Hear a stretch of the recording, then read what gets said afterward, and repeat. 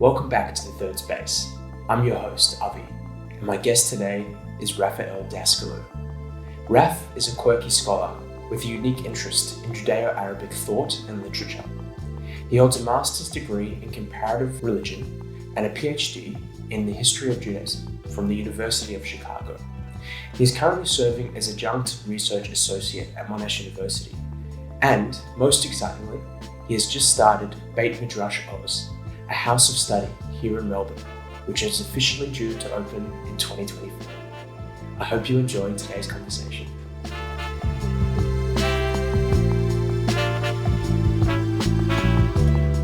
I was once playing this game with my 2-year-old niece. I'd be sitting on the floor and she would walk to the other side of the room and then turn around and then run full speed at me and leap into my outstretched arms. And then I'd lift her up and then I'd put her back down and then she'd go back and she'd do it again. This probably happened about 50 times. Good exercise. Very good exercise. But my favorite part of the game was at the moment where she was airborne, our eyes would sort of lock and I would see just her face beaming, radiating with this pure joy and pure exhilaration. And I just kind of remember in that moment, it's weird, like the whole universe sort of stood still. And it was incredibly magical to me. And I kind of had a realization in that moment that like God is a bit like the sun. You can't really stare at him, but you can catch glimpses. And that forms the basis of like a large part of my spirituality, whatever that word means. And to be honest, like I see God everywhere. I think God for me is quite sensory and maybe related to feelings of awe. Like I see God through nature and art and conversations and humor and even work. But the thing is that conception isn't really tied to Judaism or any other religious framework as far as I'm aware. It's kind of religion agnostic. So my question to you, in the best way that I can ask it, is this, and I hope all of that made sense. That makes sense. Why invest in the Jewish framework to support a universal spirituality? To put it another way, why pour my spiritual energy into the Judaism-shaped cup? I'm going to separate this question from a conversation about the Beit Midrash, because the Beit Midrash is really a place for reading and engaging with Jewish thought. It's a cultural space, and there is no theology that anybody needs to bring to it or take out of it, right? There are no neutral human beings. We all come with a past, we all come with a culture, we all come, even 21st century Western Anglophone people come with a culture. You know, there's nothing's neutral. So this is a space for engaging with Jewish intellectual and literary culture. And certainly a piece of that is, well, a very big part of it is a spiritual tradition, right? But it's as embodied in literary sources and stuff like this. So, I mean, the same, you can open up works of English poetry, you know, and find plenty of spiritual material that engages with the biblical corpus, that talks about the place of the human being in the cosmos and whatever. By reading Milton, I don't need to accept his theology, right? Reading, I don't know, Shakespeare, I don't need to accept a theology that he assumes or something. That's not, I should read it because it's enriching and because it opens up new intellectual horizons for me. It provides me insight sometimes into myself, but there's no particular spiritual position or doctrinal position, religious position that people need to bring to this reading, and there's no position that they need to take out of this reading. It's engaging with one's cultural heritage, and I see that as enriching and positive. Moving on to your actual question, so I'm separating it because it really is like, it's a space where I would love those conversations to be happening here. Mhm. But the idea is that there's nothing anybody needs to take out of this space, right? Coming to the actual substance of your question, which is a bigger question, right? So it's bigger than this space or any space, right? Is that your concept of the divine is not tied to a particular literary corpus or set of practices, or it's not like, oh, I see a glimpse of something I think of as the divine in all the things around me. There is something peeking through all existence, and I have this intuitive sense of it being there, this sort of like underlying life or something, right? But that's not tied to putting tefillin on in the morning, right? That's got nothing to do with Shabbos, right? And in some sense, like I totally hear that there's no necessary correspondence between your experience of, or your conception of the divine, your experience of what that means, and a set of books. Yeah, I mean, so that makes perfect sense to me. I do think, though, that there's something true. So, firstly, I want to say that experience is actually articulated in some really interesting ways in classical Jewish sources. So, one way to actually bridge a conversation between your experience and the question of like what is the value of Jewish learning and this tradition. One of the ways I might approach that is that very similar ideas have been articulated. So there are many Jewish theologies, many different ways that it's approached. But for example, in Kabbalistic thought, you have this idea of enclothements. I've seen it more in Hasidic literature, but and I'm not sure where its earliest use is. But they talk about sort of the divine, the infinite, being enclosed as it sort of unfolds into the space in which being as we think of it is going to emerge, right?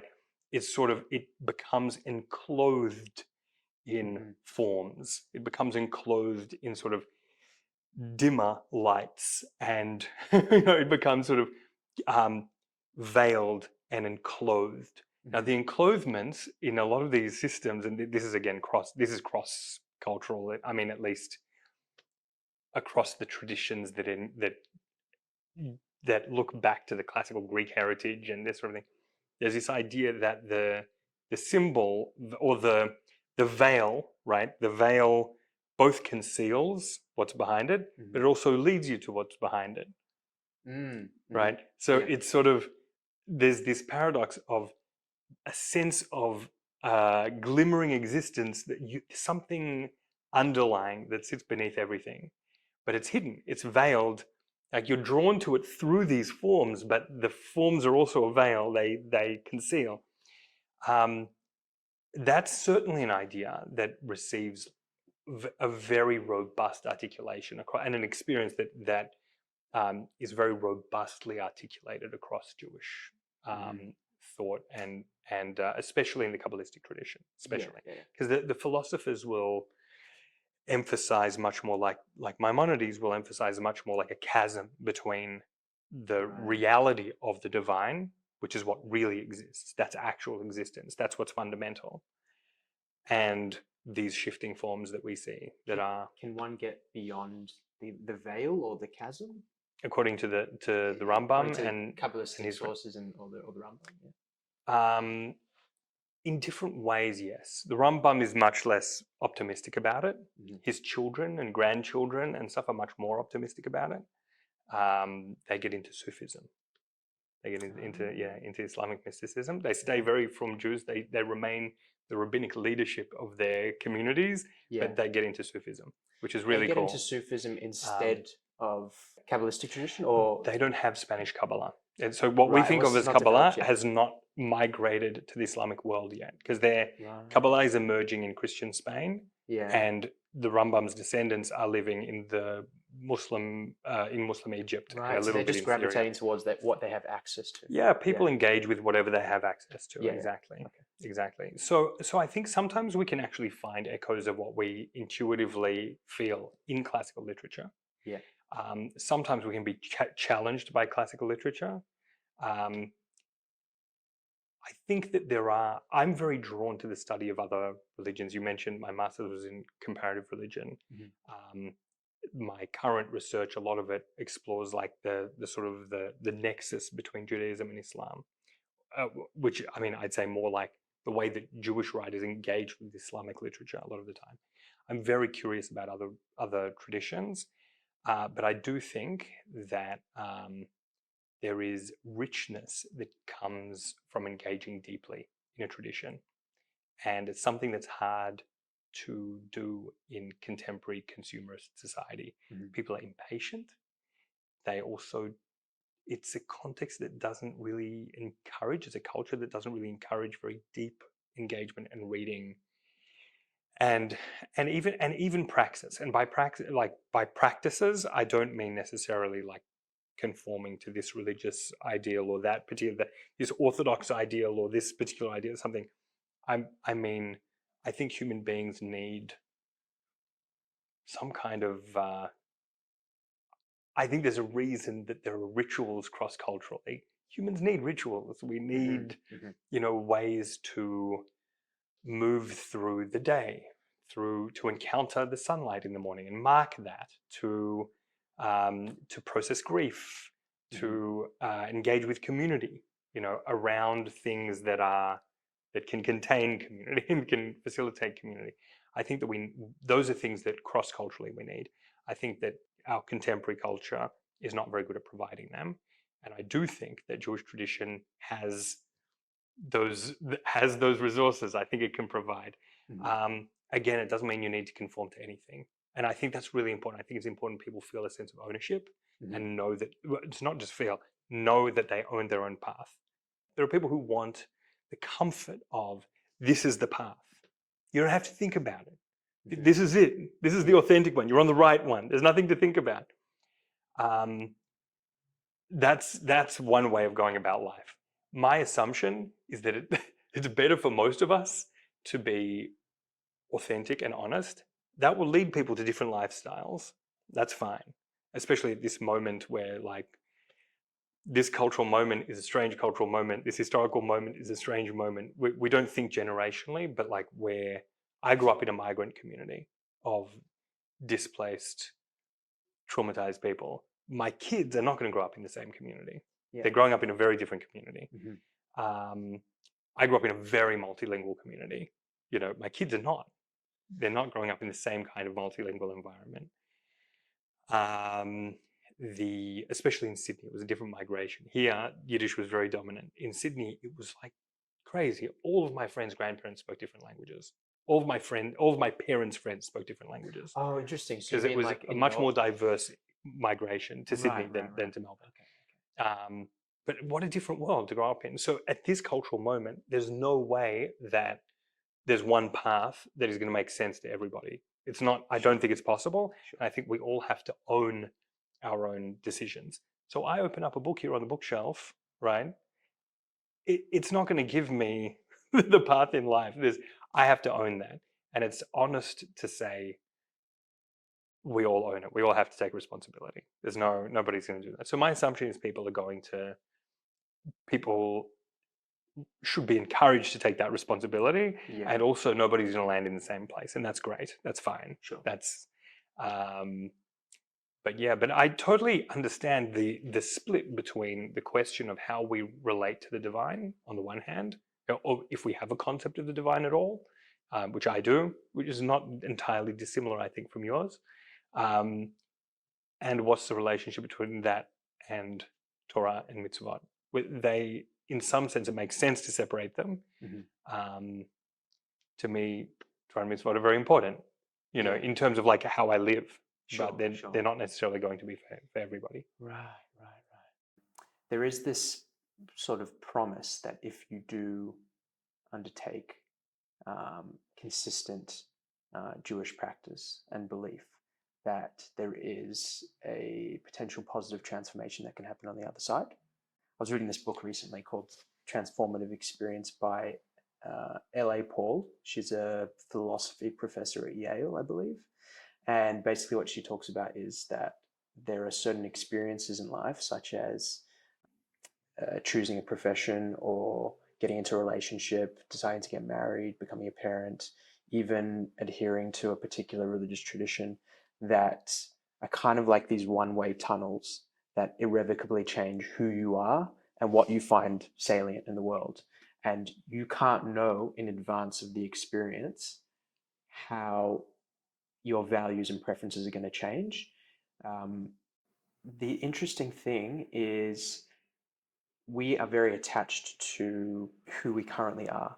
Mm. And that's what makes these experiences that have potential benefit very difficult to undertake, because in a sense a part of you has to die to make space for a new you to emerge, right? One that has maybe a larger worldview. And so I think that's potentially one of the benefits of picking up a framework, right? Does your definition of faith, what you think of faith, does it accord with that sort of idea where there is a sort of one-way tunnel, and you're only relying on the testimony of others? You can't know in advance of how you're going to look on the other side. You go into it and you trust the process that you'll come out different, hopefully better. Is that your idea of faith? So firstly, I have a little bit of a complicated relationship with the word faith. Yes, me And I too. think the way that we think about it is very Protestant. It's a very Christian idea. Right. The idea that you accept a proposal, you accept like a proposition Yeah. without any evidence, and I'm going to accept that, right? Yeah. That's faith, the way that we use it, right? As opposed to knowledge, Mhm. as opposed to, right? I don't think that's a very Jewish idea, and I don't think that that is a very Islamic idea, and I think it's a very Protestant idea. Mhm. And it's and especially the idea that through faith alone one is saved. That's a Protestant idea, that faith is at the center of our religious life and whatever. Mhm. My understanding of the Hebrew term emunah is quite different, and it's devotion or fidelity, and it's a different thing. I don't really accept propositions about things that I think are beyond, you know, I don't, if Okay. somebody tells me this is what happens in the afterlife, I say that's an interesting idea. That's an Right. interesting idea. Right. I am quite agnostic when it comes to those things, like what exactly, and there are different theories in Jewish thought. There are many different ideas about the fate of human consciousness and things like this. So the idea of faith as something you just accept, and it is not something that speaks to me at all. Right. And secondly, I'd say that the idea that you'll only know at the other side, I'm not sure I accept either. Meaning, like, I have to spend a lifetime engaging this to know what it'll produce. Obviously, I'm not going to know what I'm going to be like at the age of 80, at Mirz Hashem, God willing, at the age of 42. Right? I'm not going to know. I'm not going to know that. But I think at any given point, I have to be convinced that these practices are somehow a positive thing.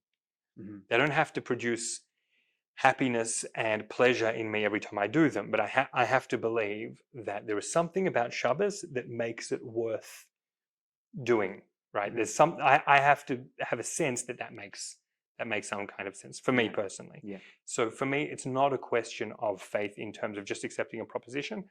I need to believe that what I'm doing makes sense on the one hand, personally. But I think it's also important to leave room for growth. And I do think that some of these things, it is in the course of, I mean, I've come to those understandings in the course of practice and in the course of learning, practice over years. So I've Mhm. been, observant for, I guess, 30 years. I would hope that we all stand at the particular point as adults, we can all stand at this particular moment and look back and say, oh, I've grown, right? Mhm. So part of me is just like, oh, of course, like, I've grown, and that was a big part of it. But I think there's more than that. I think that especially through learning, through traditional learning.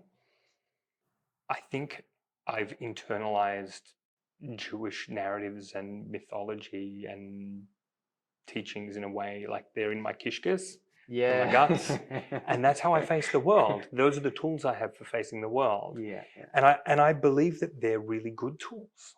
I think that life throws some really crazy stuff at you, Mhm. and I think that having those narratives and those teachings and those formulations sort of inside you, it's a good way to face the world. It's good to have, so that in that sense, I do feel like it's very much contributed and shaped.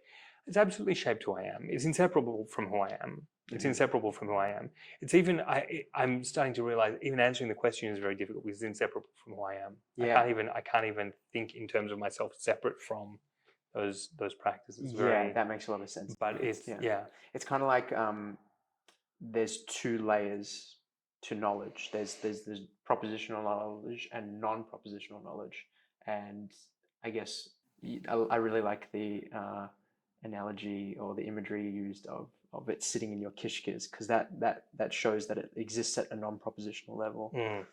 I really like that, and I also want to maybe segue now into talking about ritual. There's a lot of ritual that is stuff that we don't understand on a propositional level, but we do it anyway because of the benefits that could happen on the non-propositional level.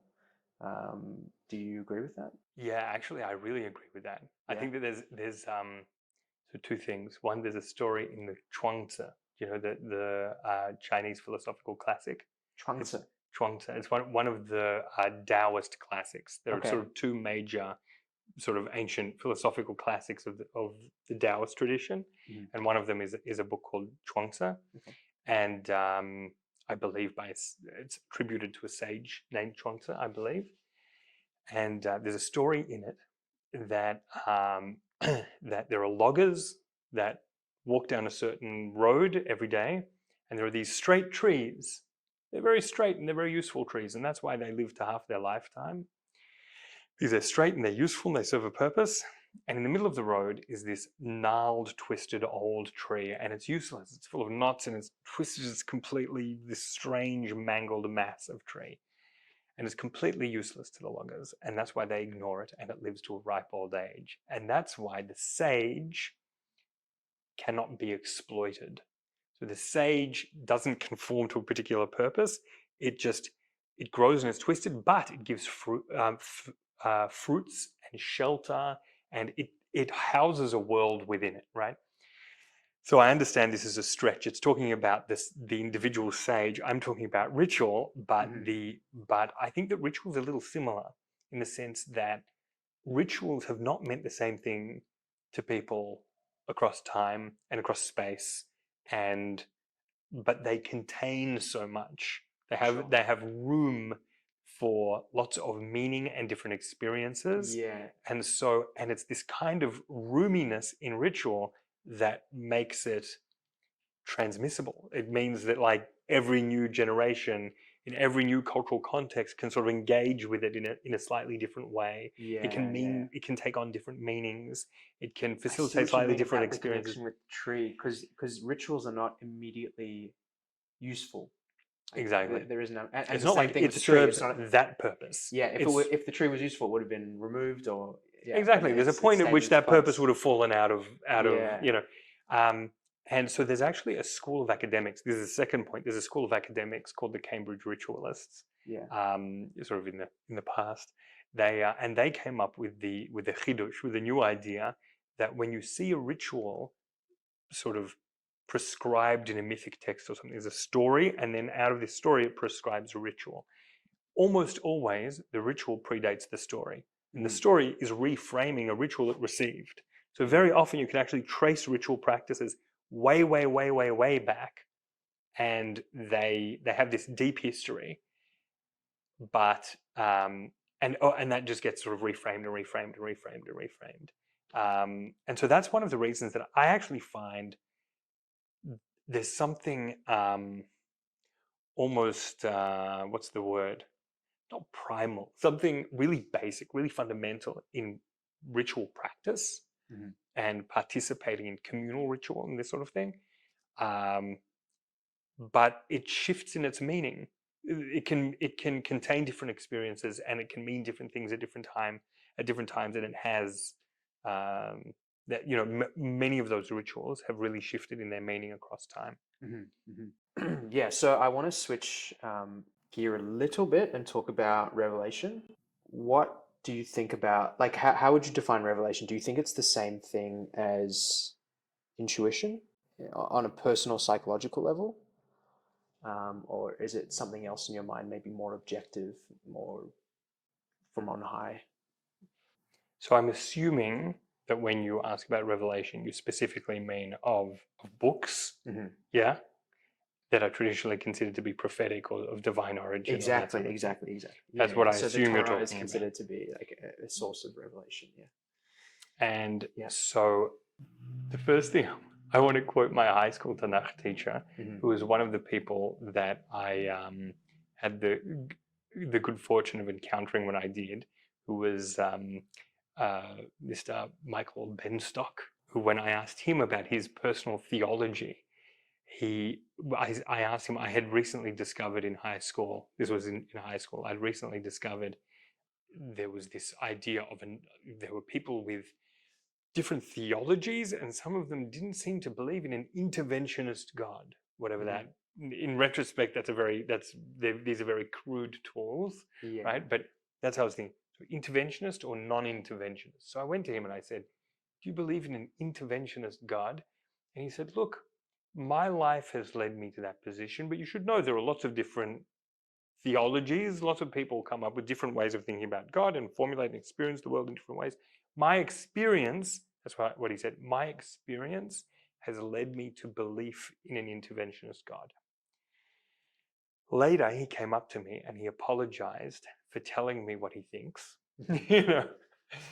and he said, "You need to own what you think. I shouldn't tell you what to think. Don't think that I'm trying to push you in a direction. You need to figure out what you think." And so, firstly, that meant a lot to me that he actually came up and sort of pursued the conversation, and basically sort of gave me permission, and sort of affirmed my own path and my own thinking and my own process. But I kind of want to say something similar, which is I can share my ideas, but they have no bearing on other people, right? I understand that those ideas are just my ideas. For me personally, I think it's hard to answer this question without going a step back to an earlier question, which is how we think about God. And the idea of a God who writes books, the idea of a God who is this sort of character with string, a puppet master, does not make sense to me on an ontological level. So as what actually is, right? Can I believe in a being like that? I have a lot of trouble believing in that kind of formulation. I want to say I think there are two different ways we can think about the divine. One is in mythical terms, the stories that we tell, and they're really important. And they frame our place in the world, right? The idea of a divinity, a creator that is sort of has these competing impulses of justice, that can be harsh. It's cause and effect on the one hand, and on the other hand, love and forgiveness. So rachamim versus din, right? And then human beings have to position themselves in relation to rachamim and din and really be rachamim and arouse cosmic rachamim, arouse cosmic compassion, so that that is dominant in the world, so that we have a more compassionate world, a more forgiving world. That's a mythology. That's a myth in terms of like a story that we tell. I don't mean that in a dismissive way. It's an academic term. Myth in terms of a narrative. Yeah. And it's important in terms of how we see ourselves in the world, how we position ourselves towards the world, also towards the divine, towards ourselves. They're really important. And so I'm not dismissive of those narratives. I think that they have depth and tremendous insights in them, right? But when we talk ontology, what really is, it's a bit of a different conversation. and I find belief in that kind of like in the character of God in that way, I can't believe it in that way. So a God that writes books, I realized in high school is something that I can't believe in. And in high school, towards the end of high school, I gave myself permission to let go of that idea when I discovered that there are many Jewish thinkers who think in much more complex terms, and to my mind, much more compelling terms about the divine. And so then once you've sort of said, okay, well, there are people who can believe that there is divine communication in words, and a book can be given in that way. There are people who believe that. That's fine if somebody can believe that. But once I acknowledge that I can't, what are the ways that people have thought about, for example, Maimonides, who didn't believe in that kind of theology, right? This is a God that sits outside of every category that you can possibly come up with. This is a God that is not actually pained by your pain. It doesn't respond to your prayers in any direct way. It's completely impersonal. What does Revelation mean to the Rambam? Mm-hmm. Right? So to the Rambam, it's not communication from the divine to humans below. It is humans reaching into their minds, reaching into their own, into the depths of their minds, looking out at the world, observing the world, and using their own mental capabilities to understand, to come to insights. That's revelation. Yeah. It's put in technical terms, right? I'm not going to bother with the technical terms because we've got to describe the whole cosmology. The Rambam will write in his books about the active intellect. Mm-hmm. And in yeshivot, where they read the Rambam, they'll read about the active intellect. You ask people, what is the active intellect? Very few people will tell you what the active intellect is. I'm not going to tell you now because it's. Do you want me to tell you? I can tell you. Sure. Yeah, there's an idea that from the divine they emanate, so they sort of flow these different sort of layers of being, and the initial things that emanate from the divine are intellect, and there are these layers of intellect, these levels of intellect that are described as angels. So the Rambam is actually taking that identification from early Islamic thinkers, and they're thought of as angelic. And the lowest of these minds that emanate from the divine is what he calls the active intellect, what they call the active intellect. And it basically governs the world from the moon down. It's called the sublunar world. The world from the moon down is governed by this mind. And that mind produces the forms that we see in this world. And so prophecy is born of a mental connection to the intellect that governs the world. There's a lot of physics and metaphysics that sits behind that is sort of assumed. But that's the scientific worldview that the Rambam inherited. Mm-hmm. And he believed that basically prophecy is the human imagination giving some form to insights that are basically mental insights. But it's all happening in here. It's all happening in the human mind. Yeah. So even to the extent that a lot of the descriptions of the sort of the thunder and lightning around the revelation at Mount Sinai, the Rambam understands metaphorically. And there's some very interesting passages in the Rambam about this, but it seems that it's all metaphor for the Rambam. Mm-hmm. It's all metaphor for what's taking place in here. So you read the story and there's thunder and lightning and this shofar noise and whatever. According to the Rambam, what that is actually describing is Moshe Rabbeinu like this. And then writing something down and teaching it to me. For those listening and not watching, it's Moshe Rabbeinu being completely still with his eyes closed. Yeah, exactly. It's just it's happening. It's happening internally. Yeah. And so for him, that's basically saying prophecy is a human endeavor to attain insight. Yeah. Yeah.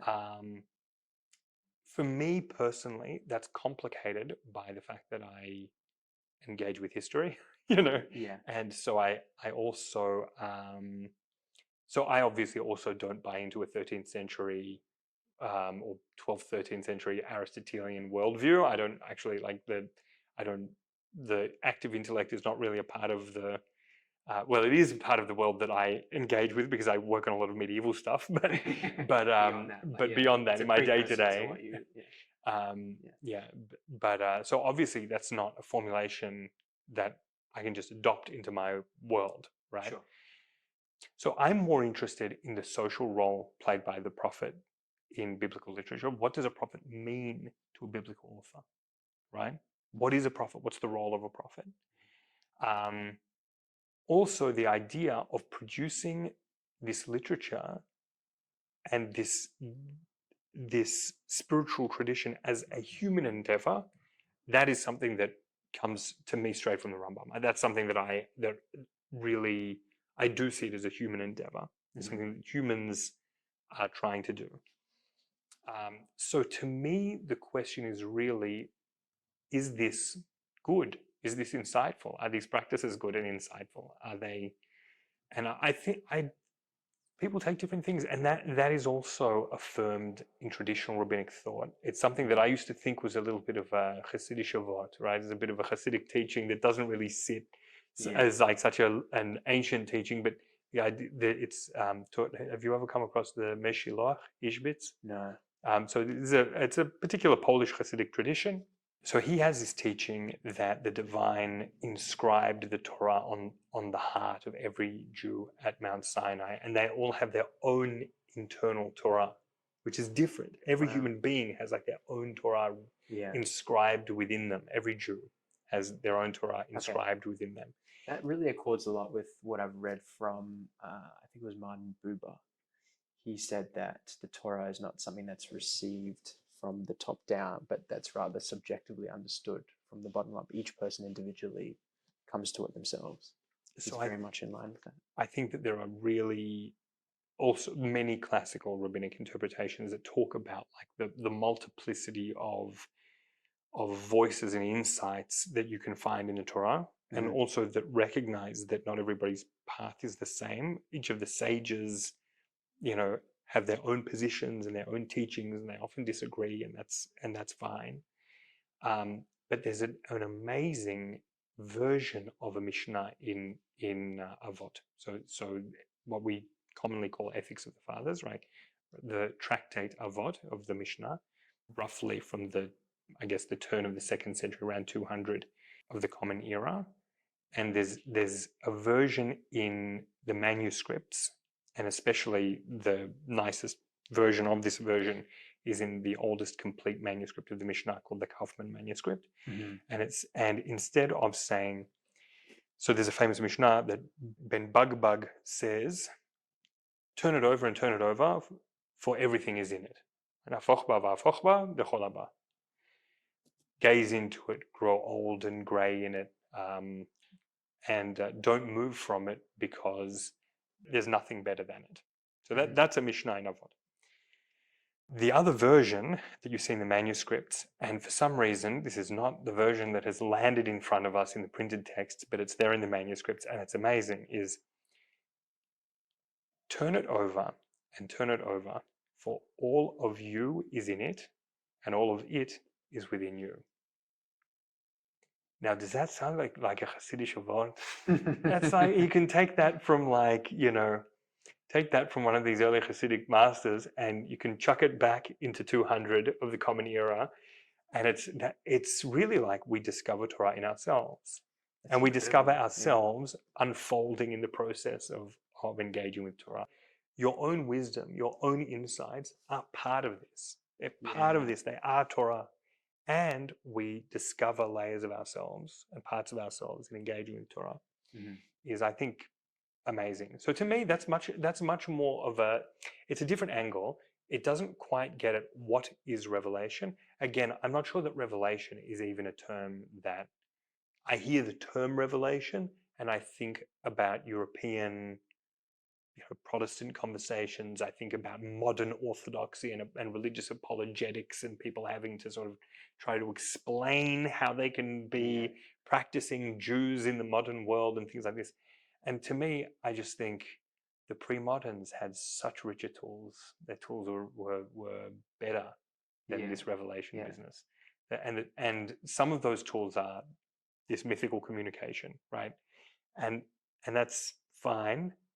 But some of them are also these formulations that sit within earlier philosophical and scientific worlds, but are still, I think, really useful.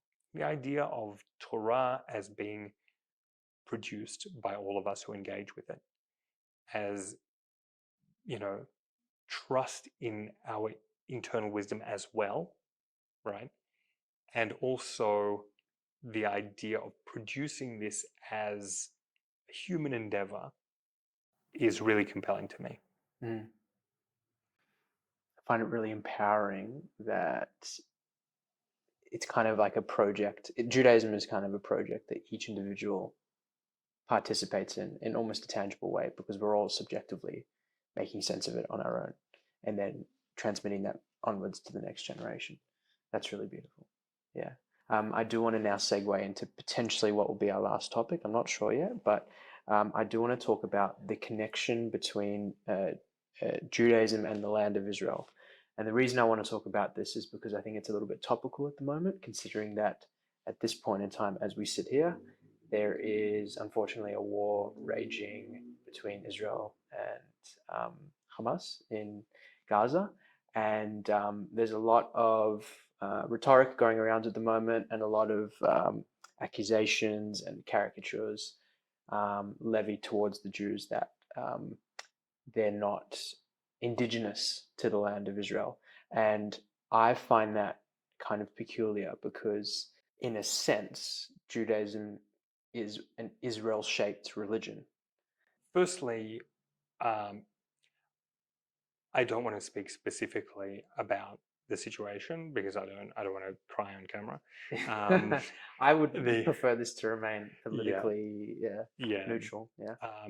But what I will say, I have to acknowledge that, like, my heart is shattered by what's going on, and it's a big topic, but I think we'll put current events to the side. Definitely. In terms of the discourse around the foreignness of Jews, I think that it is, so firstly, the indigeneity conversation, when it comes to places like Australia, I think that conversation can make sense, right?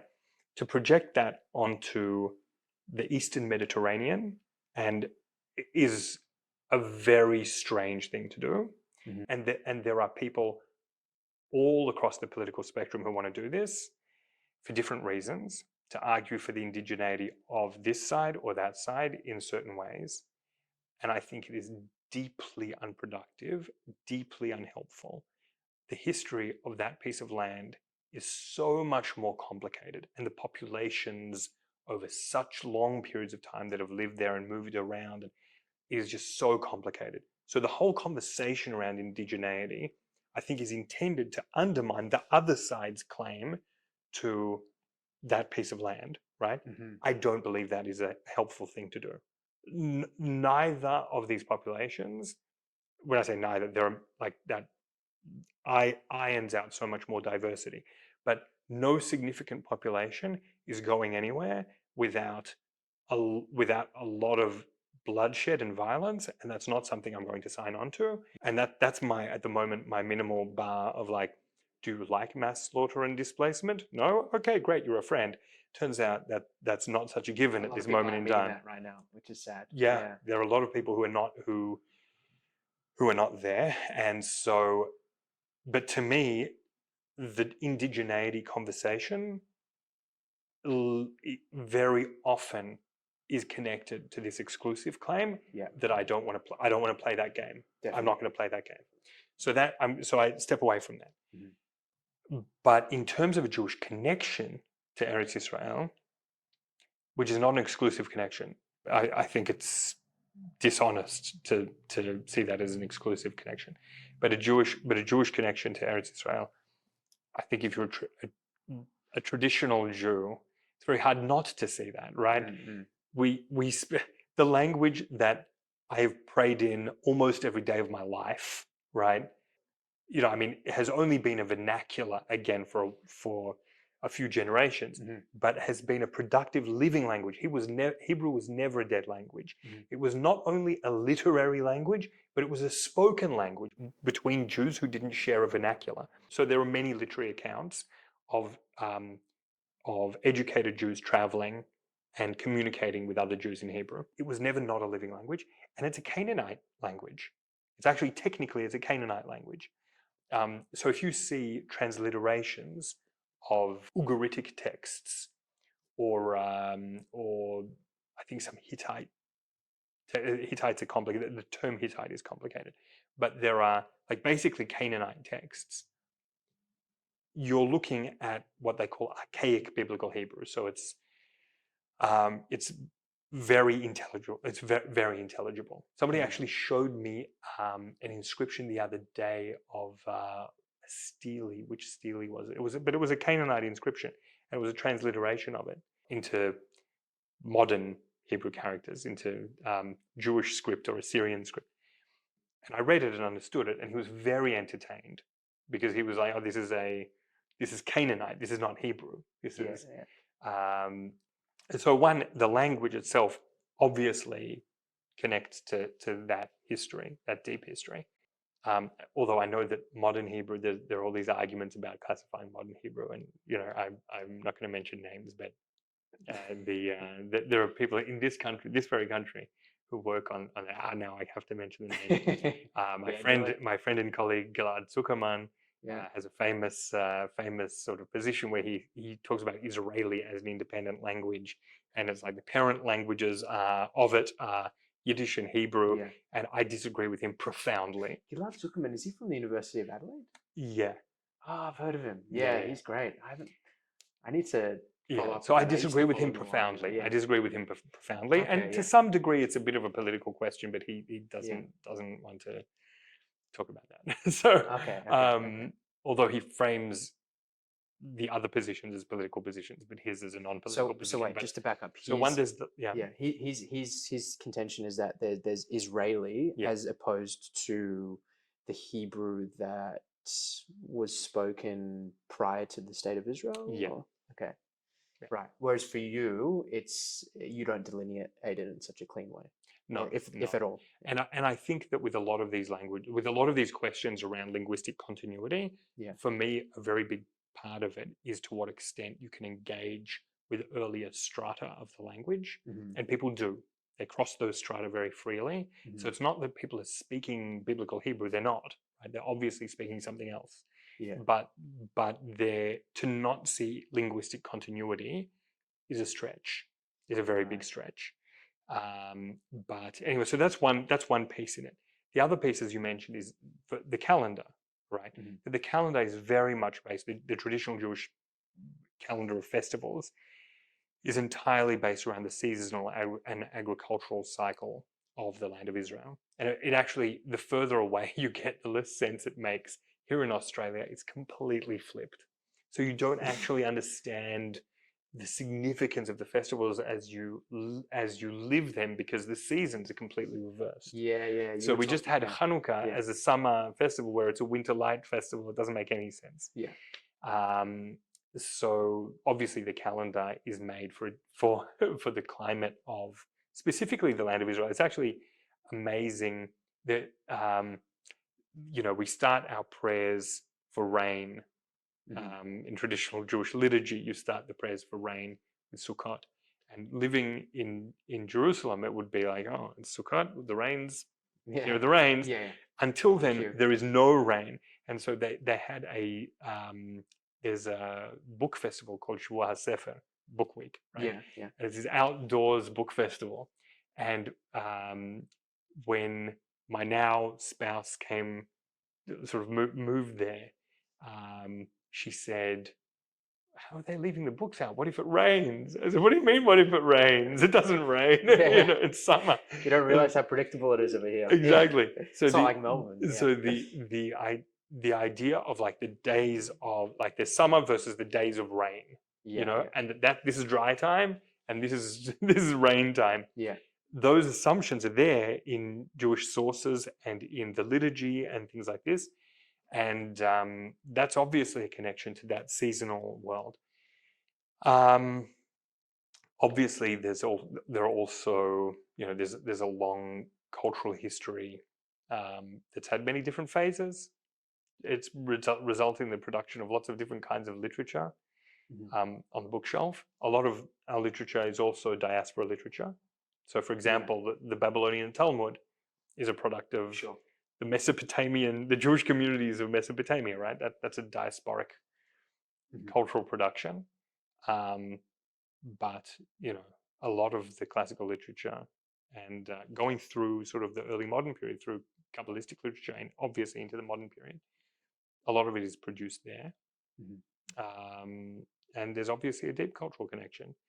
I think that the political context makes it difficult as well to engage for, and these are, again, without going too deeply into it, I think these are complicated times um, for a lot of young Jews who are wrestling with their relationship Yeah. Yeah, with that's definitely true. Israel and Jewishness, the connection between those things, whether there is a connection, what that connection can or should or shouldn't look like. I think it's complicated stuff. Again, I wouldn't bring to Jewish learning too many assumptions around what one's going to find. If you Google, religious anti-Zionist literature, right, and religious arguments for Zionism, and I mean like Datil Umi, so like rabbinic Jews who are Zionist and rabbinic Jews who are anti-Zionist, Yeah. and they quote from the Talmud. Both of them have quotes from the Talmud. All of those quotes are from one single daf in Ketubot, in the Babylonian Talmud. Yeah. They're next to each other. Which They're like is enmeshed. They're like on the same piece of paper. Yeah. They're there on the same page. So they're actually sort of in direct conversation in the Talmud. right. Now they've sort of like, people have become very ideologically. In the Talmud, is it structured as a conversation? So that one of them's taken one side and the other one's just taken the other side. It is, but Yeah. there aren't, with a lot of these things, there are no clear, the Talmud will not take a clear position. And that happens in legal material as well. So that after the period of the Talmud, if you want to extract some kind of authoritative Jewish practice from the Talmud, that's going to be a big challenge. Yeah. So they had to find rules here and there within the Talmud for how they can determine it, and then formulate more rules. And Yeah. they came up with a whole literature called this is Sifrut HaKlalim, the literature of rules. This is how you can extract laws from the Talmud, right? That's on the one hand, but that's when it comes to laws. When it comes to non-legal material, there's so much disagreement and it's tolerated. It sits there. It's all there, Yeah. So you can have this range of positions, and that are all described there. And today, people get very polarized. But I'm always entertained when they quote basically the same sugya, the same passage in the Gemara. They're just quoting that line or that line. It's like, it's all there. But I wouldn't bring too many assumptions to what one can land in lots of different positions, lots of different places when it comes to that. Although to sort of cut out the role of like there is no place for Eretz Israel in the discussion, it plays no role. I think that would be dishonest. It does play a role. Yeah. It plays a historical role. It occupied that piece of land. Sort of occupies an important place. The degree to which it is important within the overall Jewish canon varies from one person to the other. There are people will take different attitudes towards how central that piece of land is in terms of, do you have to live there? I mean, there are people who will say, no, you're actually probably getting yourself into more legal sort of halachic complications by living there. Also, there might be centers of Torah elsewhere. Also, that there's this range of sort of And there are people who say, no, there's just a mitzvah to live there. You just got to live there. So that those are Right. traditional positions, Yeah. but also that doesn't compel you. It doesn't compel me. Mm. We read and Yeah. we think. There are actually movements today to sort of reassert the Torah of Eretz Israel to the exclusion of everything diasporic. Mhm. And this is a particular attitude that sort of negates, they talk about Shlilat Hagola, the negation of the diaspora.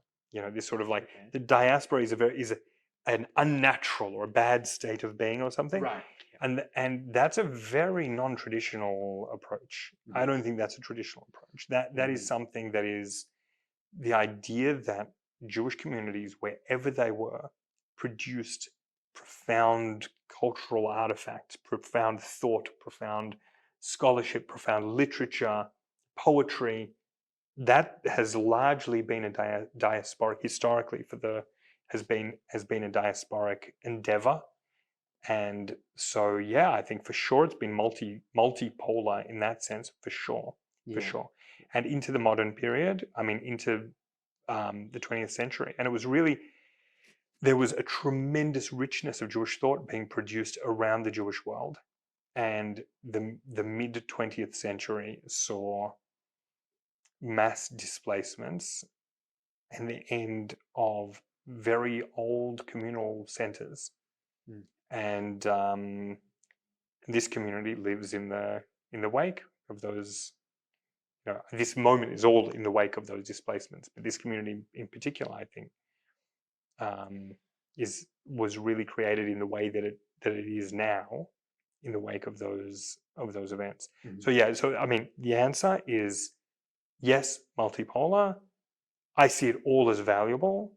I think a narrative that negates diasporic cultural production and the value of diasporic Jewish culture is a I see that kind of position as a very strange position, Mhm. not entirely a healthy position, um, and not entirely an intellectually honest position as Yeah. well. Yeah. Okay.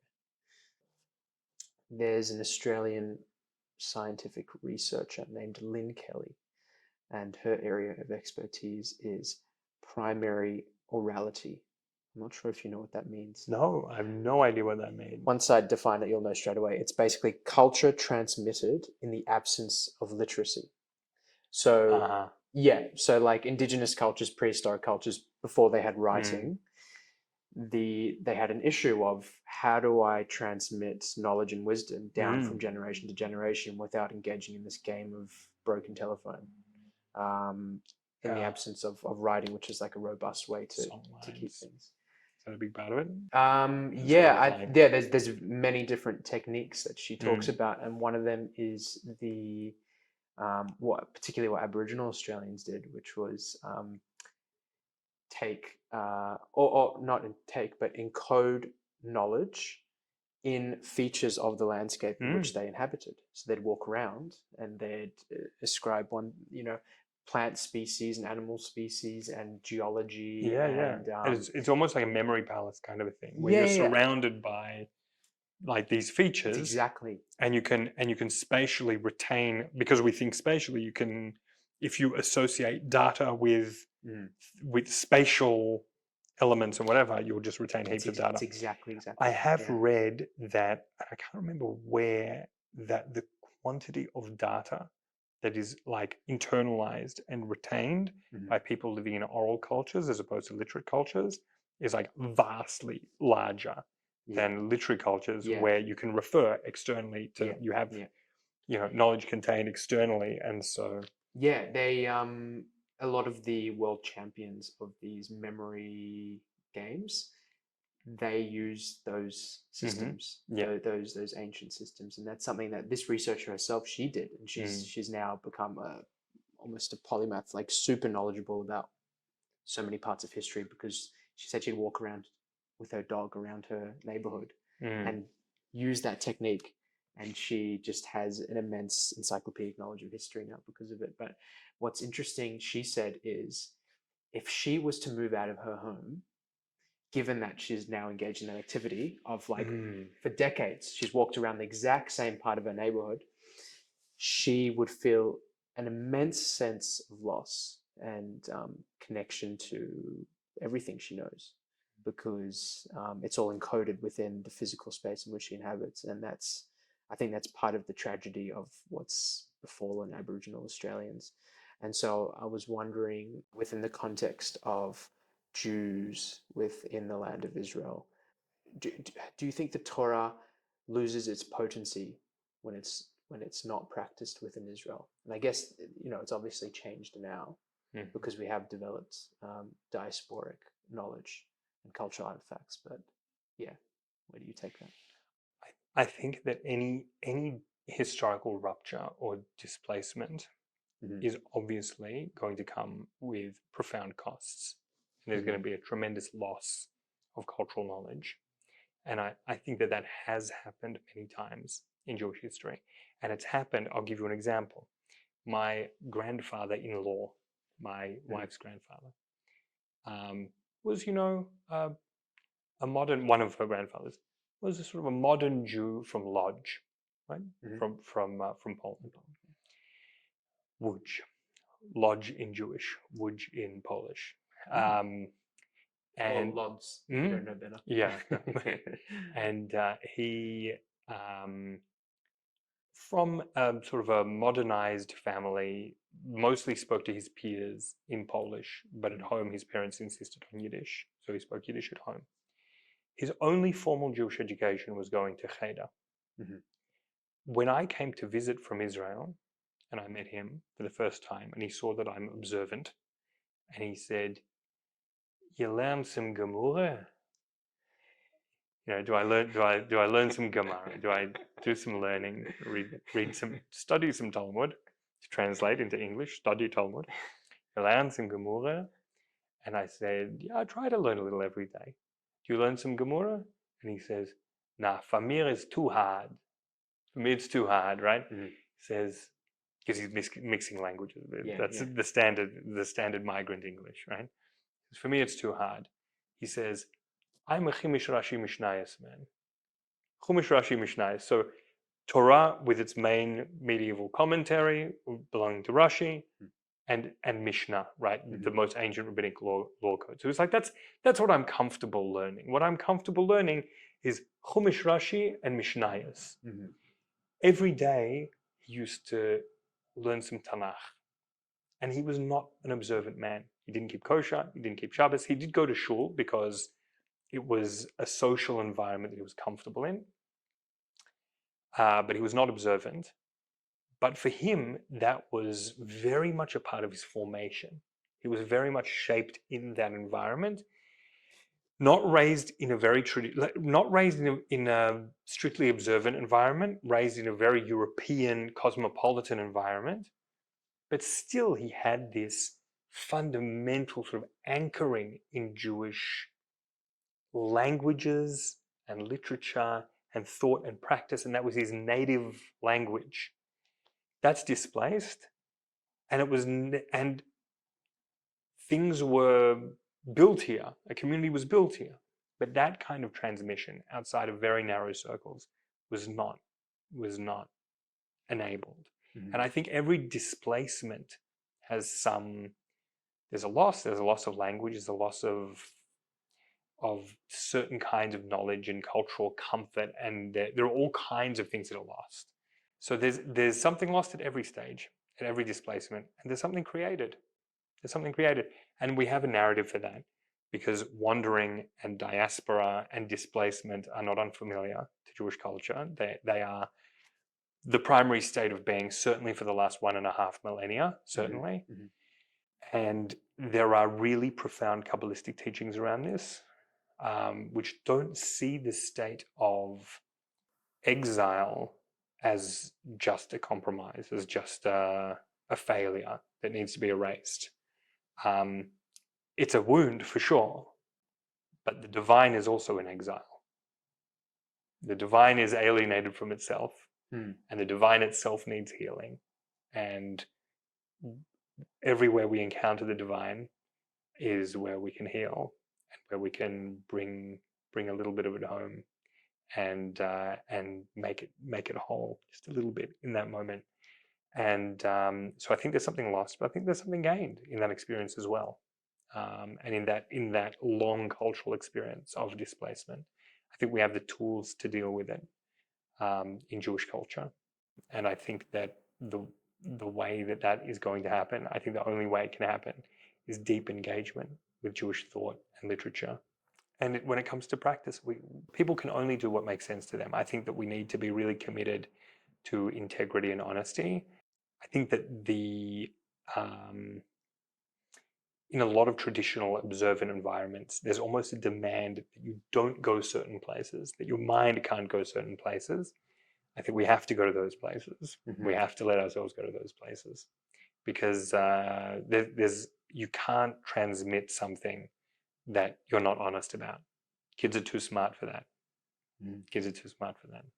They can smell hypocrisy and Oh, yeah.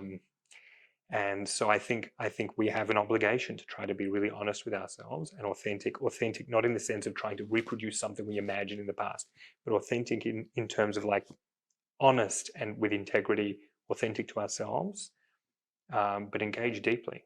We have a deep wisdom tradition, and it's worth exploring. It's worth engaging with. You gift wrapped that really, really well. Oh, That's yeah, such a good yeah, place to end. Good. Thank you so much, Raf. Thank you. Honor.